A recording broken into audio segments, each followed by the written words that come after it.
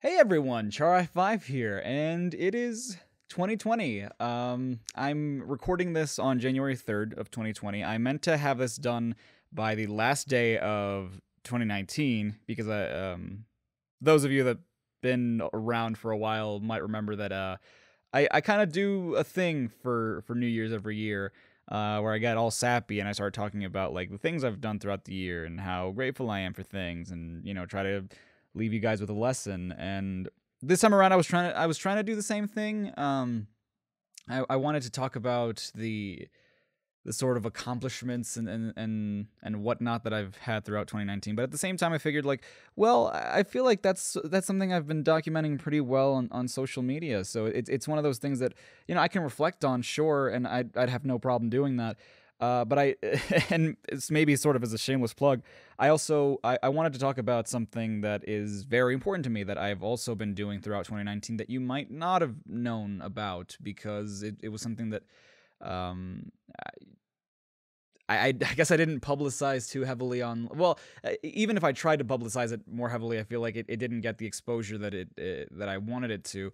And it was something that started back in 2018 was when I first revealed it. I didn't really do much to talk about it in 2019, but one of my resolutions for 2020 was to finally finish the plot for my upcoming series, Soulstar. And back in 2018, December 14th of 2018, I put up the first teaser trailer, only teaser trailer, I should say, for the project, and it was featuring 3 of the characters that are going to be in the story. And it garnered, I guess, like, definitely not as much attention as I would have liked it to, but any attention is good. I got some feedback, some positive, some constructive criticism as well, which is all very appreciated. And I just wanted to talk about it because it's something that I feel that despite the fact that it's such a huge part of my life, I feel like I don't talk about it too often because I don't want to bore people or have people anticipating something that isn't going to be done anytime soon, which hopefully is going to change this year. So what is Soulstar? Soulstar is a project I've been working on for a very long time now. Like it's one of those things where you kind of lose count of how long you've been developing it, because it's gone through so many different iterations of things that you've wanted to do, and it's just the project itself has changed in terms of theme, in terms of story, in terms of everything. And I want to say 3 or 4 years ago, I finally got it to a point where I feel like it's in a more consistent place. I feel like it's finally in a place I want it to be in. It's finally following a story that I enjoy.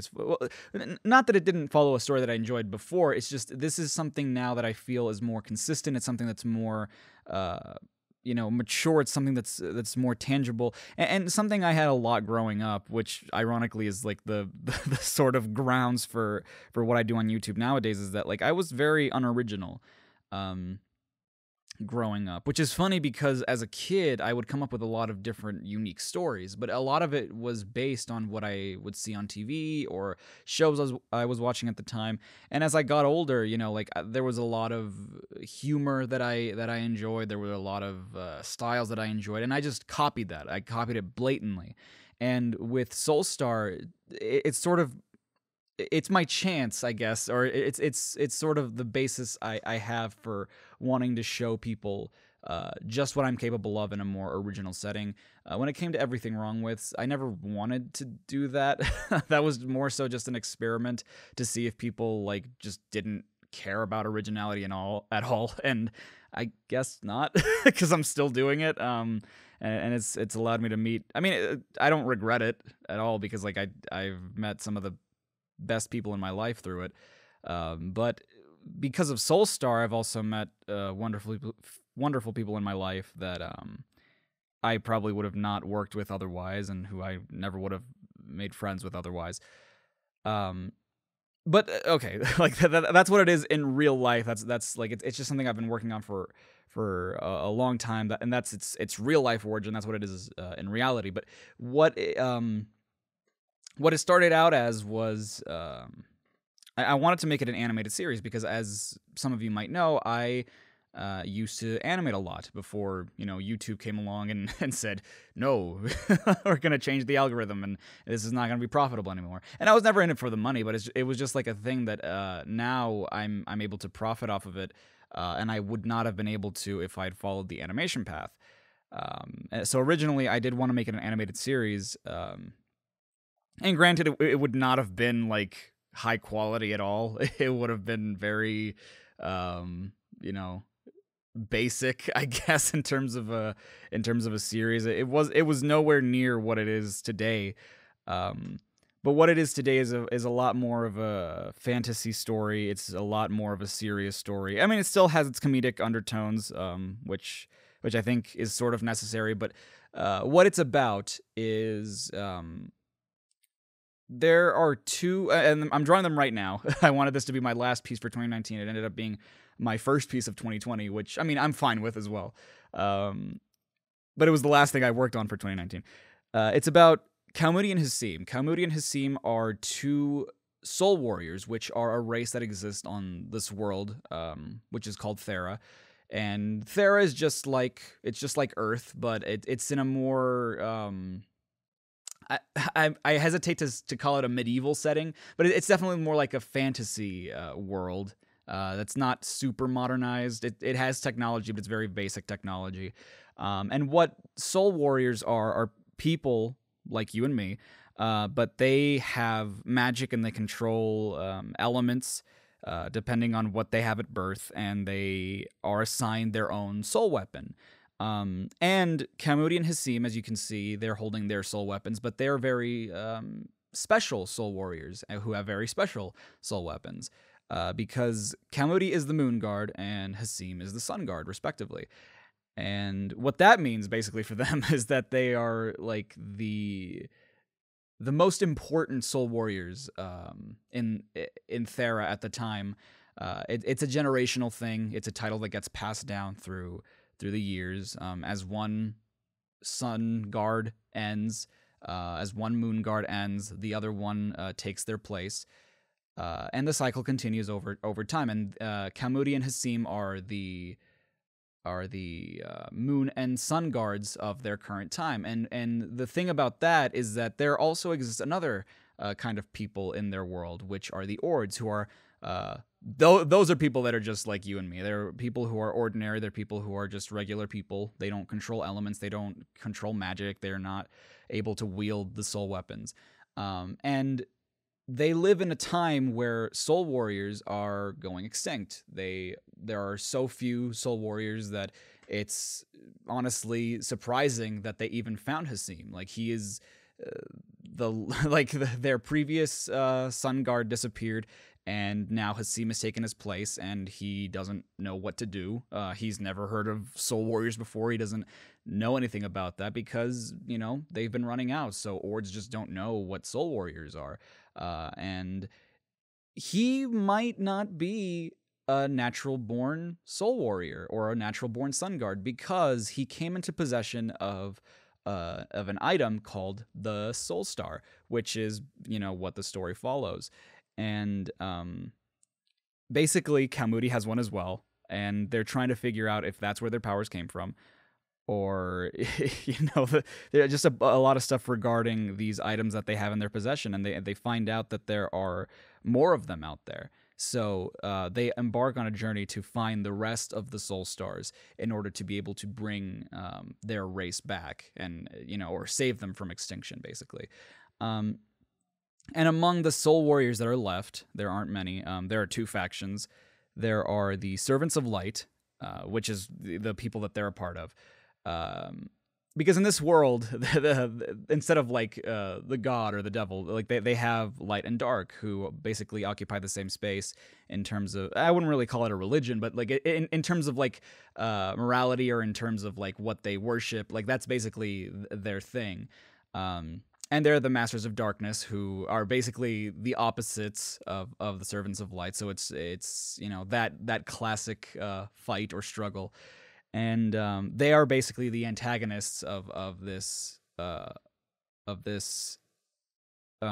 set of stories. And, you know, we're not going to be seeing all of the Masters of Darkness because I kind of want to meter it out just a little bit. But we will be seeing 3 of them, which are very important. The main antagonist for the first entry of the series is going to be a fellow by the name of SoTetseg, who is a very fun character we developed. A lot of these characters were developed somewhat recently. Like I've had a lot of them in their mind. Like Hasim was made a long time ago. Like his concept was made a long time ago. But the idea of the Masters of Darkness and their part in the story was a more recent thing. And SoTetseg was a character that is almost kind of our joke character for that group. But I still, one of the things that I pride myself on most when it comes to Soulstar as a series is that each character has their own unique story to it, even if it's not pertinent to the overall plot, even if it's not super important to, you know, everything that's going to happen in the series or in the story. Each character has their own sort of reasoning for being there, and sometimes their reasons are even that they don't have a reason, but like they each have their own backstory that you get to sort of see unfold in very unique ways, because it's not going to be explicitly told throughout the plot. And you might be wondering, like, okay, well, it started out as an animated series. Well, what is it now? It was something that I had sort of dabbled with for a long time. Like game development was never something that was in the back of my mind as like, oh, I want to make Soulstar this. But, you know, I always dabbled in it, you know, Game Maker, RPG Maker. Like, I made little projects that never really went anywhere. They didn't get past, like, the first few levels. ROM hacks, mods, where I would replace, like, the characters in the games with my characters, with really crappy models that I would make. But it for some reason I noticed it always went back to games. Like, even though I try to make it like an animated series, that was my main thing. It always went back to games. It always went back to games. And games are just a fantastic medium for telling stories. They're like interactive movies. That's what I've always called them. And I feel like Soulstar is just a great story for that. And I mean, I really don't want to sing its high praises because I know it's my own thing, and I know that I'm super passionate about it, and other people might not be as passionate about it, but I really want to be able to tell this story because I think that I think the thing that I most want out of this is for people to care about these characters. And it's really difficult for me because I know that I'm not really telling you much about it, but at the same time I feel like I could mess up at any time and spoil something huge. So it's really hard for me to talk about like a lot of these characters or a lot of what they do. SoTetseg is a very I'd call him a hypersexual character. Nothing that is too risque, I think, for kids. I feel like it's definitely more aimed towards teens and older, but I think kids could get an enjoyment out of the story as well, just because it's like it's nothing too risque. The subjects can get heavy at times with a lot of the characters, but it's nothing that I feel should deter people from getting into it, because his sexuality is an extension of his character. It doesn't define him. It's not who he is, but it is a great part of his personality. And I know that sounds weird. It doesn't sound right. It doesn't sound like, oh, well, that's just like a one-note thing, but that is rooted in so much of his backstory, and it explains so much about why he behaves the way he does, why he's doing what he does. And I think that goes for a lot of the characters in this, not just the antagonist, not just the protagonist, but everyone has a reason for going on this adventure. Kamudi has her own reasons, Hasim has his own reasons, and they're going to... One of the things I want to do most with this series is see these characters grow and show you how these characters are going to grow and where they end up. Like, for me, character development is one of the most important things. It's been one of the most difficult things for me to try to establish for these characters, but it is definitely an important part of the process for me, because seeing them grow and seeing them evolve and know that, you know, their part in this story was important is important to me, and it would show like how much I care about these characters and how I'm able to write them. You know, I don't want to say that I can write them well, because that's not really up to me to say, but I really want to prove that I know what I'm doing when it comes to writing characters, at least somewhat, because there are so many characters throughout. Like Soulstar, the first entry of Soulstar, it's going to be a lot smaller in terms of scope compared to the rest of the stories that I plan to tell. In fact, like originally, I just wanted to put out a demo for Soulstar. In a way, I still want to do that. I still want to make it like a short little thing that's more of a prologue to the rest of the series. Just so I can get my footing in terms of storytelling, in terms of character development, in terms of writing, and now even in terms of game development, because I don't know what the hell I'm doing when it comes to game development. I'm an artist, you know, like I'm a writer. I'm an actor. Like I'm not really a game developer or programmer, and so like that's been definitely one of the challenges I've been facing trying to get this off the ground. In terms of what I think the appeal to the series is, I definitely think that a lot of the appeal comes from the characters. When I think about the events that go on in the game, I don't think that it's anything super unique. I don't think it's anything that's super like, oh, I haven't seen this before. You know, I think it's definitely a story, or it's a set of things that, you know, have been told before, that, you know, you might have seen before, but it's the characters that make the story to me. It's you know, like I feel like they're the ones that are carrying the story. And even then, like it to me, it's not about one character. It's not just about Kamudi. It's not just about Hasim. It's not just about Sotetsek. It's about all these characters and all their unique stories and their individual journeys that they go on, and how they connect to this, you know, ever-changing world and this grand scheme of things. Which, you know, I'm leaving a lot of stuff out. There's a lot of lore to Thera that I can't get into just because it's kind of spoilers and it doesn't make a whole lot of sense now. But I know that with the second entry in the series, a lot of it is going to start making sense, and even then, the second entry is going to bring up a whole lot more questions. And in a way, I want there to be mystery, which is really hard for me because I know what happens, I know what I want to happen, so it's hard for me to say like, oh, well, you know, this character. So, you know, like right now, more than anything, I'm looking for people to help with the development of the game in terms of in terms of like programming and stuff. People who are good at doing models, because like I've had surprising difficulty finding people like that. I care a lot about these characters, and I definitely want to.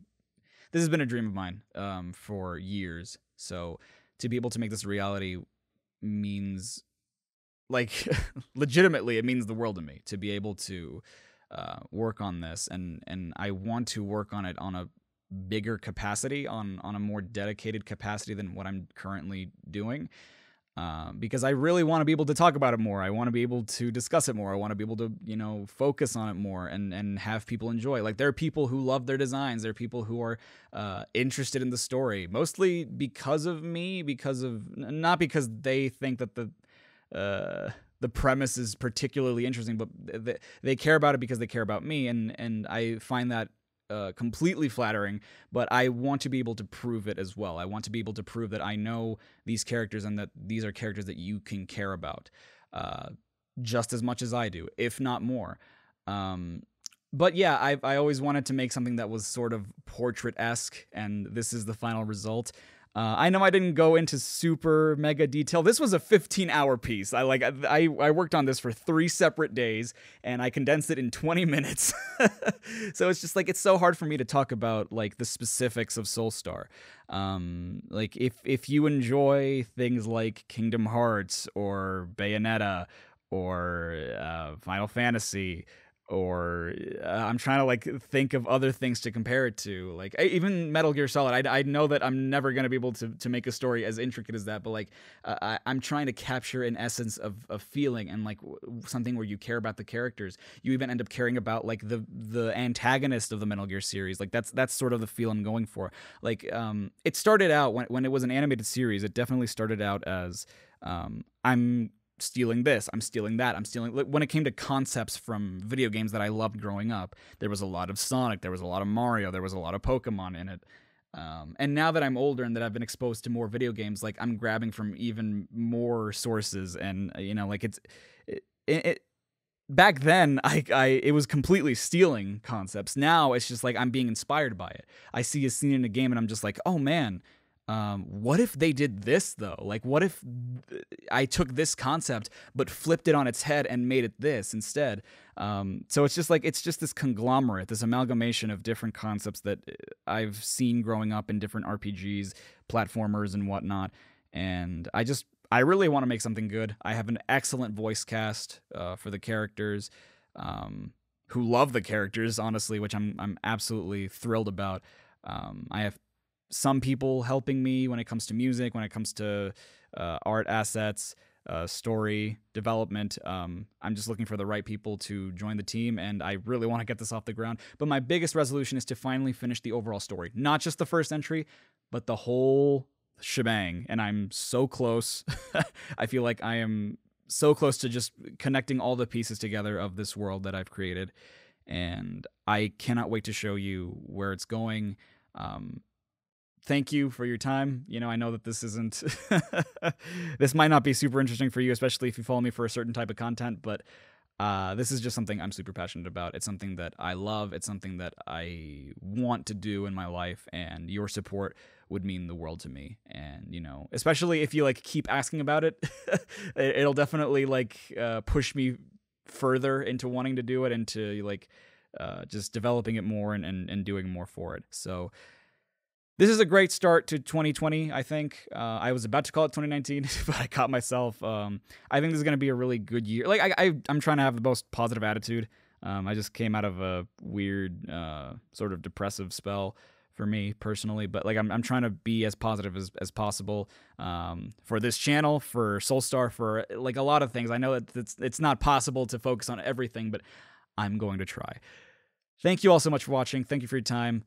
Check out Soulstar and check out the teaser if you haven't yet. I love you all, and I will see you next time. Stay safe and stay awesome. This is Shari5 signing off.